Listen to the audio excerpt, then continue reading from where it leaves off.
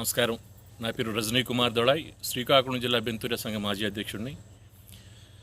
శ్రీకాకుళం జిల్లా ఇచ్చాపురం నియోజకవర్గంలో కవిటి కంచెలు ఇచ్చాపురం మరియు పాతపట్నంలో కలిగినటువంటి పడ్డూరు గ్రామంలో సుమారుగా 27,000 మంది నివసిస్తున్నటువంటి బెంతూర్యాలకు గడిచినటువంటి 2.5 దశాబ్దాలుగా ఎటువంటి రిజర్వేషన్ నోచుకోక ఈ సమాజంలోనే అత్యంత అల్ప ఆదాయ వర్గం అట్టడుగున ఉన్నటువంటి మా ఈ సామాజిక వర్గానికి ఏదైతే ప్రాథమిక హక్కులు వీరికి రిజర్వేషన్ అనే ఒక ఊతం అందించడం ద్వారా మాత్రమే వీళ్ళు పైకి రాగలరని చెప్పేసి రాజ్యాంగ స్ఫూర్తితో డాక్టర్ బిఆర్ అంబేద్కర్ ఇచ్చినటువంటి రాజ్యాంగాన్ని పూర్తిగా విస్మరించి గడిచిన 2.5 దశాబ్దాలుగా మాకు ఎటువంటి రిజర్వేషన్ నోచుకోక పిల్లలు డిగ్రీలు చేతబట్టి ఎక్కడో సుదూర ప్రాంతాల్లో ఉన్నటువంటి హోటల్స్లో కాఫీ కప్పులు కడుక్కోవడానికి వెళ్ళినటువంటి పరిస్థితి.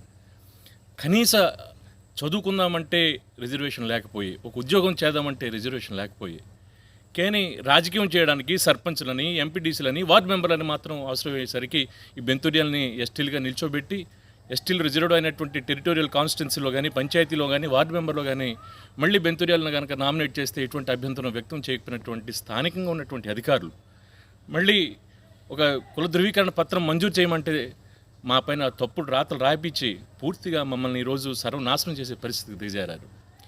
దీనికి గడిచినటువంటి 2.5 దశాబ్దాల కాలం నుంచి దీని వెనుక ఒక చాలా పెద్ద కాన్స్పిరసీ ఉన్నది.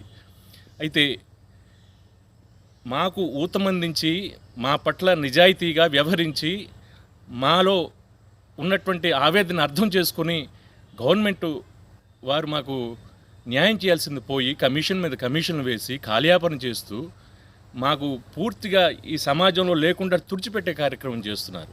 మీరు గమనిస్తే అధికారం కలిగినటువంటి అధికారులు వారు కనీసం మా పట్ల 2.5 దశాబ్దాలుగా సమాజంలోనే అత్యంత 95% మించి బిలో పావర్టీ లైన్లో నివసిస్తున్నటువంటి బెంతూర్యాలకి మాకున్నటువంటి గడిచినటువంటి సర్టిఫికెట్లు ఎలా ఇచ్చారు? రాజ్యాంగంలో ఎస్టీస్కి గెజిట్ కేటాయించేటప్పుడు సీరియల్ నెంబర్ 17లో బెంతూర్యాలు ఎస్టీలు అని చెప్పి ఆ ప్రాప్తి మేరకు 2003 వరకు సర్టిఫికెట్లు మీరు ఇచ్చి ఇప్పుడు ఉన్న పళంగా గవర్నమెంట్ నుంచి ఎటువంటి ఒక నెగోషియేషను లేకుంటే డెలిగేషన్ లేకుండానే అబ్రప్ట్గా ఆపేసి ఈరోజు 27,000 మంది జీవితాలను ఈరోజు సర్వనాశనం చేసే పరిస్థితికి ఈరోజు అధికారులు దిగజారారు. మరి ఇటీవల కాలంలో జరుగుతున్నటువంటి పరిణామాలు మనం చూస్తే కష్టాలు ఉన్నటువంటి మాకు తోటి గిరిజన మిత్రులు సాయం అందించాల్సింది పోయి ఎవరో ఊతమందించి వారికి ఒక స్పాన్సర్డ్ యాజిటేషన్ వాళ్ళ ద్వారా చేయిస్తుంటే వారి అడుగులు మడుగులు నొక్కుతూ సహచర గిరిజనులు కష్టాల్లో ఉన్నారు, వారి పట్ల మనం కూడా వెళ్ళి మన తలక విధి వ్యక్తం చేద్దామన్నది పోయి మమ్మల్ని ఇంకా పూర్తిగా నొక్కే కార్యక్రమంలో నిమగ్నమైనారు. నేను దయచేసి ఇతర ఎవరైతే బెంతూర్యాలు మేము కాదు అని చెప్పేసి మా పట్ల అభ్యంతరాలు వ్యక్తం చేస్తున్నటువంటి సహచర గిరిజనులు ఒకటే కోరుతున్నా, మీకు నిజంగా మా పట్ల మేము కనుక మీరు వడ్డీలని చెప్పేసి మీరు ఏదైతే పదే క్లెయిమ్ చేస్తున్నారో మీరు రండి, కూర్చుందాం. మీ దగ్గర ఉన్నటువంటి కాగితాలు ఏంటి మేము వడ్డీలని చెప్పడానికి, మేము బెంతూర్యాలని మేము చూపించడానికి మా దగ్గర ఉన్నటువంటి కాగితాలు చూపిద్దాం. వాళ్ళు డిసైడ్ చేయండి, వాళ్ళు కంక్లూజన్కి రానివ్వండి.